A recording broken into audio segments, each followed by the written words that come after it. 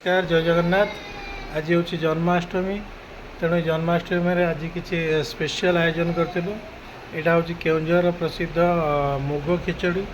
ए मुग खिचड़ी केमती कौन प्रस्तुत हो चलते देखिए। सर्वप्रथम ये मुग खिचड़ी मैडम कौन कौन जिनस दरकार टे कहे। रिफाइन तेल, गाई घी, जीरा जीरा तेजपत्र, कंचा लंका, भूसंग पत्र, अदा छेचा, चाउल और चोपा लगा मुग। हाँ बर्तमान मुग खिचड़ी बर्तमान यही सब जिनसर आवश्यकता रही। तो ये मुग खिचड़ी बर्तमान आम प्रेसर करुचु। तो ये प्रेसर प्रथम आम कि रिफाइन तेल नौचु किसी परिमाण रे आम कि गाई घी मिसाऊचु। तेल गरम होगा पर प्रथम जीरा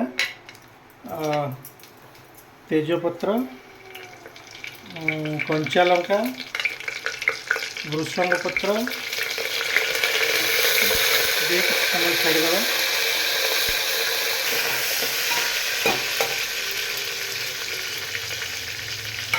तापर आम दबा अदा छेचा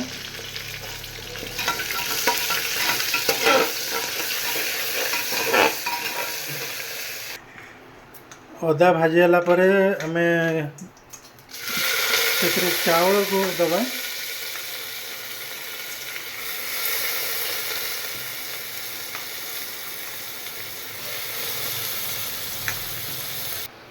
चावल देवा परे आम तापरे चोपा लगा फाड़ मुग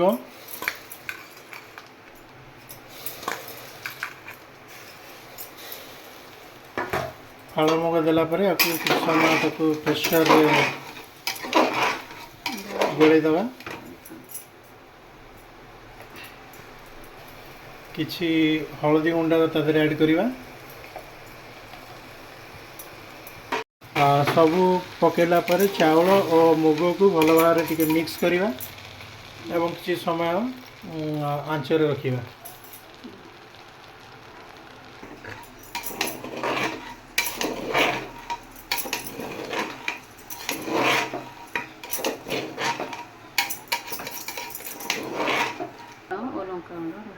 स्वाद अनुसार किछि लूण और लंका गुंड आदि ऐड करिबा।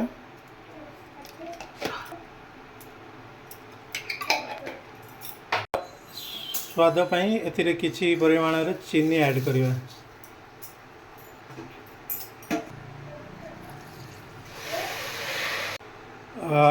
शेष एथिरे किछि पानी ऐड करिकी आपको प्रेशर दवा।